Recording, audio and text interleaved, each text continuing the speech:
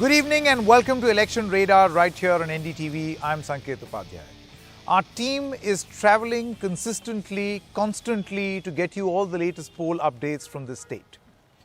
Today we travel to Azamgarh, which is part of Phase 7, but it is part of Purvanchal. And on the 3rd of March, there is a very crucial election that is taking place in the first half of the Purvanchal battle. A total of 111 seats, but it is very, very crucial to see who will perform better. Purvanchal is a bellwether region. If the BJP does well here, there could be an indication of it doing best or better in the whole state. So two important things that we are going to concentrate on this show. Number one, there is campaigning going on in the times of an evacuation crisis, which has come under a lot of criticism, sharp criticism, that even as there is a Ukrainian evacuation crisis where we are struggling to get Indians out of Ukraine from war-torn Ukraine, campaigning continues unabated right here. And this includes the Prime Minister and the Home Minister. So questions are being asked that what really is the priority. Also on the show, we are going to talk about Azamgarh Diaries, an area in Uttar Pradesh which is very crucial because it has to itself a terror tag. There are issues of employment. There is, of course, the Samajwadi Party stronghold because of a huge SC population. The BSP considers it a stronghold too. But now, interestingly, in the mix, there is an OAC factor as well. So we are going to talk about this on our dispatch from Azamgarh. But first, let's quickly take a look at this presentation on what many people are calling now a case of misplaced priorities. Crisis in Ukraine. Campaign in UP. It seems that the central government and its campaigning blitzkrieg remain uninterrupted even when a massive rescue operation of Indians in war-torn Ukraine is on. In his Sonbhadra meeting though, the Prime Minister mentioned the efforts under Operation Ganga. Ukraine में फंसे हमारे देश के नागरिकों को वहां से सुरक्षित निकालने के लिए इतना बड़ा अभियान चला रहे हैं। ऑपरेशन गंगा के तहत कई हजार नागरिकों को वहां से देश वापस लाया जा चुका है। But the campaign continued. Home Minister Amit Shah campaigned in Chandauli and Azamgarh, and the Prime Minister, after holding 4 meetings in 3 days on the Ukraine crisis, still managing to campaign in UP with a public meeting each in Sonbhadra and Ghazipur today. The PM will also be camping for 2 days in his Lok Sabha constituency Varanasi on the 4th and the 5th of March. The BJP hasn't shied away from using the evacuation of Indians as a poll issue. भारतीयों पर कहीं भी संकट आएगा तो मोदी जी साथ खड़े। वो मिशन गंगा चला रहे, लेकिन अखिलेश का मिशन दंगा चलता था, दंगा।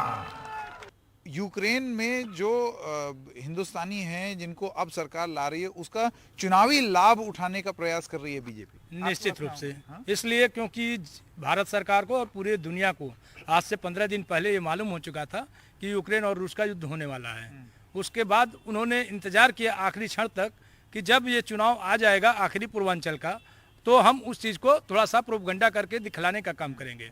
टच में आ सकते हैं। In Uttar Pradesh, family members of stranded students appeal to politicians to treat this too as an issue of concern. हमारे जो माननीय मुख्यमंत्री जी हैं, माननीय प्रधानमंत्री जी हैं, ये सारे लोग यहीं गोरखपुर में आए हुए थे। और अगर आप मेरा घर देखेंगे तो मंदिर के जस्ट अपोजिट पीछे पड़ता है। तो हम लोगों ने ये कोशिश की थी कि ये लेटर जो मैंने लिखा था, ये लेटर किसी भी तरीके से 5 मिनट का समय भी अगर मिल जाए तो मैं उनसे मिल लूँ, उन्हें बता दूँ कि ये सिचुएशन है। बट हमारे सारे आदरणीय नेता अपनी रैली में इतना ज़्यादा व्यस्त थे सर कि मुझे 5 मिनट का भी टाइम नहीं मिल पाया। Whether the evacuation resonates with voters or not is debatable. Opposition leaders like Akhilesh Yadav, Priyanka Gandhi and Mayawati have all questioned the government on misplaced priorities. Bureau Report, NDTV. So we asked this question on the Coup app as well, and some comments have come in. Riddhi says, are political campaigns more important than someone else's life? Well, I think we all know the answer, don't we?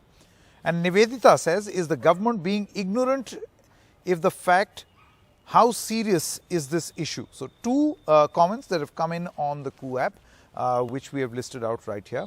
All right, let's shift focus now to this episode that we did from Azamgarh. Azamgarh is about 100 kilometers from Gorakhpur, and it is a pain to go there because the road is very bad. It's under construction, so 100 kilometers takes more than 3 hours one way.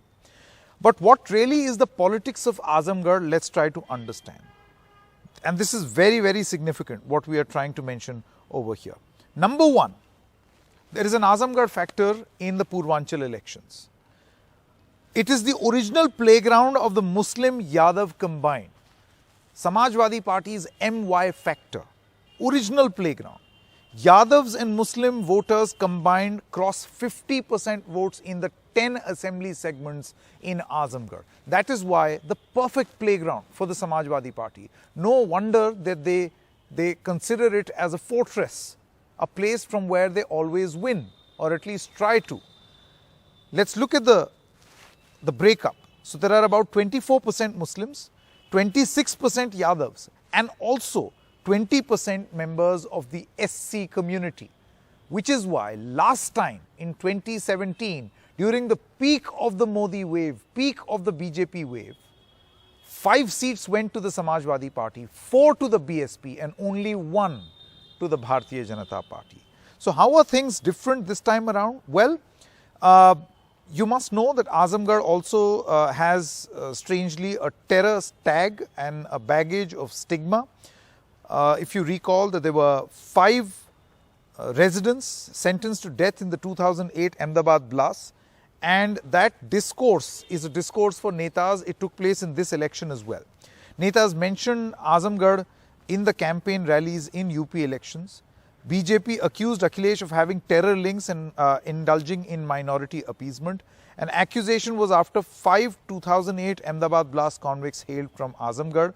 In fact, if you remember, in this very election campaign, the election symbol of the Samajwadi Party was also used to target the Samajwadi Party by the BJP. Whether it works or not, one does not know. But interestingly, there is an OAC factor right here, and that is very, very significant. Why do we say the OAC factor? Because the very ground where the Muslim Yadav combine was formulated by the SP is the place where Asaduddin Owaisi of the MIM is trying his luck with the MD factor, replacing the MY factor with the MD factor.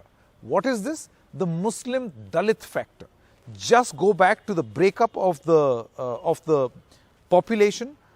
Muslims 24% and the SC community 20%. Put them together and that is a 44% vote. If someone manages to capture the imagination of this 44%, can they potentially swing the votes in their favor? Owaisi thinks so. Many of his opponents feel that this is his wishful thinking. But what exactly is he doing, and can he make a difference? Let us quickly take a look at this presentation, what Asaduddin Owaisi is doing in Azamgarh.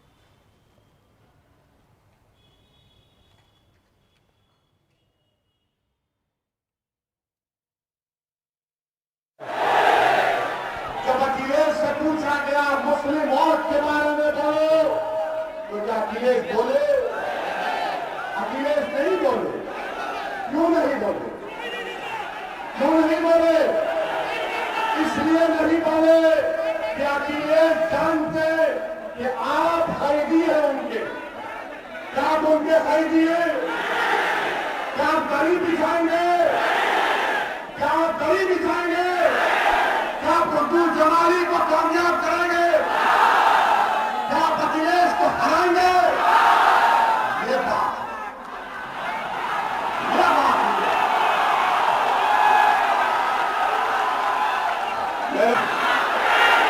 So in Mubarakpur, in Azamgarh, you can see that Asaduddin Owaisi is playing a crucial factor among the youth right here, where he's appealing to the people over here that Muslims must choose a new alternative and not just stay with the Samajwadi Party. Now this is known as the bastion of the Samajwadi Party, but in Azamgarh, can the Owaisi factor actually work or make a difference? And if this works, does this mean disadvantage Samajwadi Party? आपको ये भरोसा क्यों है कि यहाँ से आजमगढ़ से Samajwadi party नहीं, आपकी पार्टी और आपका प्रत्याशी जीतेगा? देखिए, जो हम लोग काम कर रहे हैं ना, वो आप लोगों को दिख नहीं रहा है। हम लोग 5 साल से मेहनत कर रहे हैं। तो मैं आप जैसे लोगों से अपील करूंगा कि थोड़ा जमीन पर हकीकत भी देख लीजिए। मैं तो आया हूँ यहाँ पर। हाँ, आप आए हैं, आप देख रहे हैं। हमको यकीन है, जनता पर पूरा यकीन है कि गुड्डू जमाली साहब ने जो काम किया, उनसे नाइंसाफी हुई और मजलिस की जो एमआईएम की लड़ाई है, वो हिस्सेदारी की लड़ाई है। हमको यकीन है कि हमको यहाँ की जनता, पूरे समाज के लोग अपने वोट से नवाजेंगे। बिहार मॉडल रिपीट होगा जैसे आपने बिहार में सरप्राइज किया था। देखिए, हम अपनी लड़ाई लड़ रहे हैं हिस्सेदारी की, भागीदारी परिवर्तन मोर्चा के साथ। बाबू सिंह कुशवाहा इसके कन्वीनर हैं। हम पूरी कोशिश कर रहे हैं। हमको उम्मीद है कि अच्छा लगता है यूथ आपके साथ है। हमको लगता है कि पूरा समाज हमारे साथ है। सिर्फ मुसलमान नहीं, सिर्फ दलित नहीं, बल्कि हमारे हिंदू भाइयों का एक बहुत बड़ा तबका, ओबीसी भाइयों का तबका हमारे साथ और भागीदारी परिवर्तन मोर्चा के साथ है। आपका शुभ नाम? मेरा नाम हंजला आतीक है सर। अच्छा, और आप यहीं आजमगढ़ के रहने वाले हैं? जी सर। ओवैसी साहब की आप रैली अटेंड करके आ रहे हैं, ऐसा इनमें आपको क्या अच्छा लगता है? सर, जहाँ तक की बात है, हमारे मुसलमान के जितने भी इशू होते हैं पार्लियामेंट से लेकर कहीं भी, सिर्फ ओवैसी साहब बेबाकी से हमारी बात रखते हैं और उसके अलावा सर किसी की भी ज़बान नहीं खुलती। सेकुलर पार्टियाँ तो सभी कहती हैं, लेकिन 3 तलाक हुआ, चाहे कोई भी मुद्दा हुआ, सिर्फ ओवैसी साहब बोलते हैं। इस वजह से भाई यहाँ इस जगह को गढ़ माना जाता है समाजवादी पार्टी का कि 2017 में जब लहर भी आई बीजेपी की, तो यहाँ तब भी करीब 5 सीट तो निकाली ले गई समाजवादी पार्टी। तो ऐसा अब आपको क्यों लग रहा है कि ओवैसी ज़्यादा सही हैं और समाजवादी पार्टी नहीं? सर, ऐसा है कि जिस वक्त लहर में इनको 5 सीट मिली थी, उसमें बसपा से इनका अलायंस था, इसलिए इनको 5 सीटें मिली। इस बार तो शायद इनको 3 ही या 4 मिल जाए तो गनीमत है। इन पर आरोप भी लगता है कि ये आज भी इन्होंने अपनी स्पीच में बोला कि हम बीजेपी की बी टीम, हमारे ऊपर कुछ आरोप, ये आरोप वो आरोप। उसको आप किस तरीके से देखते हैं? सर, आपको लगता है कि ये अगर कुछ वोट ले जाएंगे तो सपा को नुकसान पहुंचेगा और बीजेपी को फायदा होगा? सर, सबसे बड़ी बात यह, कहने को तो सभी लोग कहते हैं, लेकिन हम लोग समझते हैं कि हमारा जो कोई नेता आज तक कोई अगर पूरे इंडिया में हुआ तो ओवैसी साहब हुए।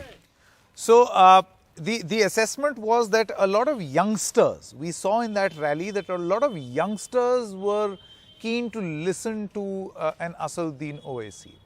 Whether his speech, fiery speech in which he also said, "Do you love me?" Then people say yes. Then he said, "I also love you." इसे कहते हैं दो तरफा प्यार, which means that we both love one another, not like Akhilesh Yadav who only uses you but does not love you. That's the message that Owaisi is trying to take to the people. But will this message go beyond this rally and translate into a vote for the MIM? Or is MIM just attempting to make a difference, whereas it may not really be successful? Let's quickly take a look at the seats in Azamgarh, and we find this a very, very interesting district to profile. So you've got Gopalpur in 2012 with the SP, in 2017 with the SP, Sagri 2012 with the SP, 2017 with the BSP. So if you see, no BJP so far. Mubarakpur, where this rally was being held of Mr. Owaisi, 2012 BSP, 2017 BSP, stayed with the BSP, surprisingly, not SP. Azamgarh Sadar, which is the city, was with the Samajwadi Party in 2012, remained with SP in 2017. Mehnagar, again with the SP in both these years. Atraulia with the Samajwadi Party both these years.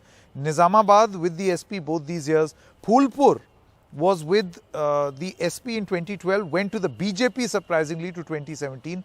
Didarganj with the SP first in 2012 and in 2017 with the BSP. And Lalganj also switched to the BSP from the SP in 2017. So as you can see, BJP has not performed well in Azamgarh. They are hopeful that they would be performing well this time around. What gives them the confidence is the allegation that Owaisi going there as a player will harm the Samajwadi Party's prospects. If they do, Will that be the reason why a split of votes may help the BJP? Lots of calculations, lots of permutation and combination that usually happen in the election season. So what were the netas doing? It falls in 7th phase, and that's why there was massive campaigning that was taking place in Azamgarh. You had Yogi Adityanath, you had the Home Minister, the Samajwadi Party had also campaigned there, the BSP campaigned there earlier. Remember, they performed really well in 2017. And of course, Assaduddin Owaisi was also campaigning, all hoping that these 10 crucial assembly segments go to them, because this 10 assembly segment also exerts a lot of influence in and around, for instance, in the Mau region. So in Purvanchal, Azamgarh has its own dynamics. And speaking of campaigning, it was very interesting what Yogi Adityanath was doing. In his rally in Azamgarh, we found what has now become a sort of a permanent feature. Yes, we are talking about the bulldozer. तो आजमगढ़ में योगी आदित्यनाथ की ये जो rally हो रही है उसमें आप देख सकते हैं बिल्कुल जैसे कि अब उनकी रैली में एक फीचर बन गया है। उनको जो भारतीय जनता पार्टी के लोग हैं वो बुलडोजर वाले बाबा की उपाधि देते हैं, तो इस वजह से अब रैलियों में बुलडोजर आने लगे हैं। उनकी रैली में यहाँ पर बुलडोजर आने लगे हैं। आजमगढ़ में एक संदेश देने का प्रयास कि जो भी उनके हिसाब से गलत करेगा उसके ऊपर बुलडोजर चल जाएगा। ये वो आजमगढ़ है जहां पर क्या कह रहे हैं?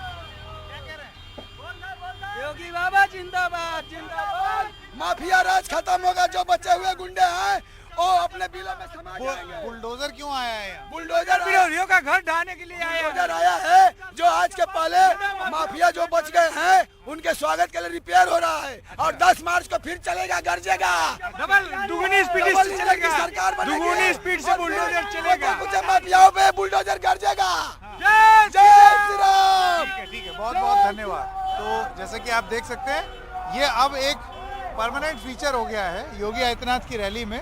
इस तरीके से जेसीबी क्रेन और बुलडोजर ला करके खड़े कर दिए जाते हैं, ये एक संदेश देने के लिए कि उनका नाम बुलडोजर वाले बाबा इसलिए रखा गया है कि ये उन लोगों पे चलेगा जिनको योगी आदित्यनाथ, जिनको ये मानते हैं कि वो गलत हैं, कि उन्होंने कुछ गलत किया है।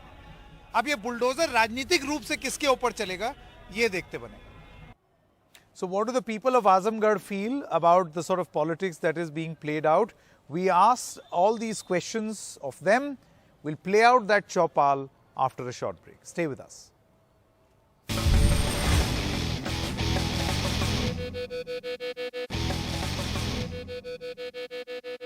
हम इस वक्त आ गए हैं आजमगढ़ में। जैसे कि आप देख सकते हैं ये कोषागार का कार्यालय भी है, एकदम आजमगढ़ जनपद में है। ये एक प्रसिद्ध इमारत है, वीर कुंवर सिंह उद्यान आजमगढ़ में। पीछे जिलाधिकारी का कार्यालय भी है आजमगढ़ में, और ये एक बहुत ज़रूरी ज़िला भी है।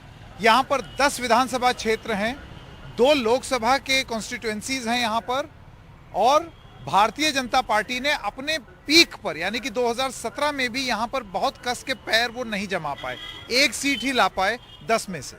समाजवादी पार्टी और बीएसपी के साथ ही रहा है आजमगढ़। आजमगढ़ का एक और जिसकी वजह से आजमगढ़ चर्चा में आता है वो है आतंकवाद।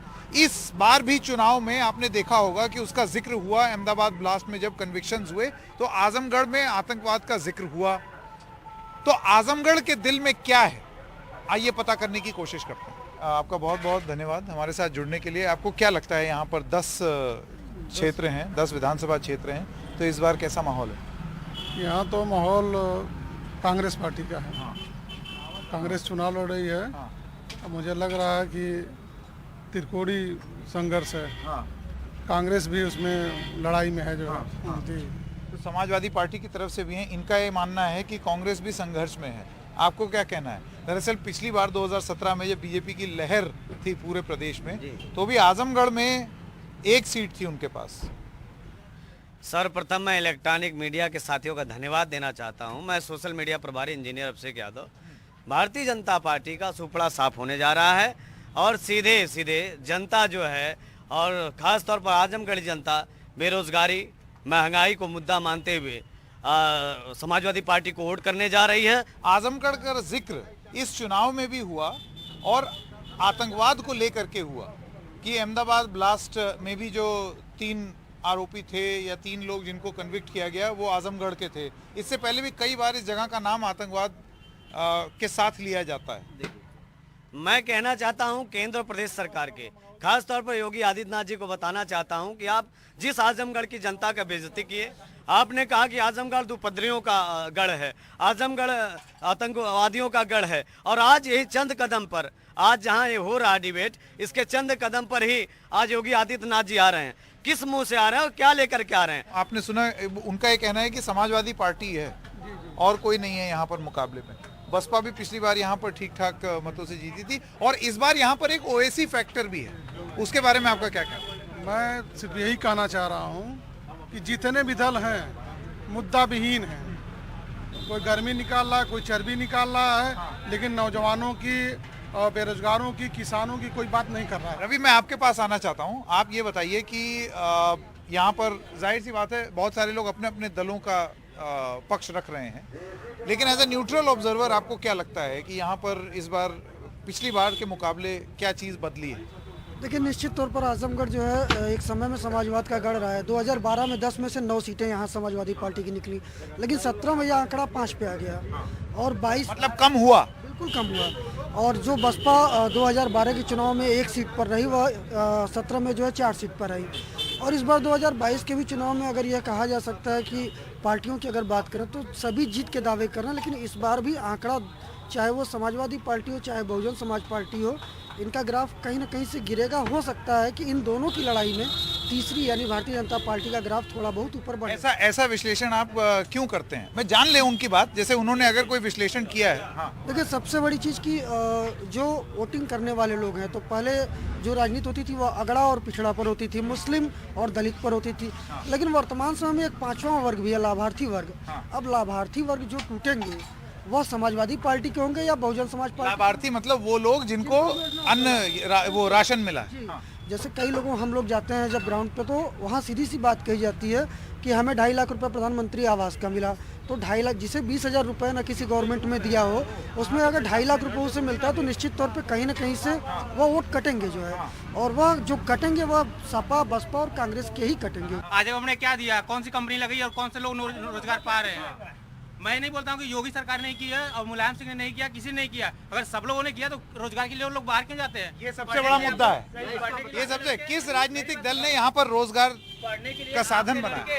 यहाँ से बेंगलुरु, कोटा या पुणे या मतलब क्या भोपाल या बेंगलुरु क्यों जाते हैं? आजमगढ़ में क्यों नहीं पढ़ लेते? वही रोजगार यहाँ पे क्यों नहीं करते? मैं गुजरात में रहता था, कंपनी के अंदर काम करता था, मतलब नाश्ता दुकान चलाता था, ठीक है।